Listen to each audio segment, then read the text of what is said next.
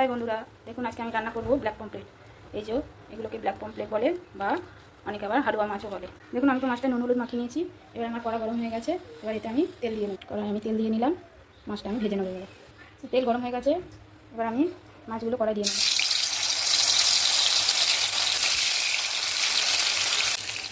এবার মাছটা আমার ভালো করে লাল করে ভাজা হয়ে গেছে। এবার আমি মাছগুলো উঠিয়ে নিয়ে বাদ বাকি মাছগুলো এইভাবে ভেজে নেব।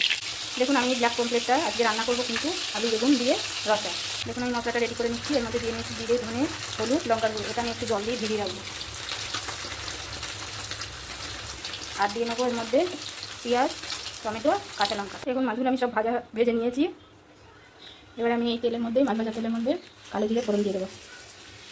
তাই আমি পেঁয়াজগুলো দিয়ে দেবো, কুচনো পেঁয়াজগুলো তেলের মধ্যে দিয়ে দেবো। দেখুন পেঁয়াজটা একটু নরম হয়েছে। এবার আমি এর মধ্যে সবজিগুলো দিয়ে ভেজে নেব।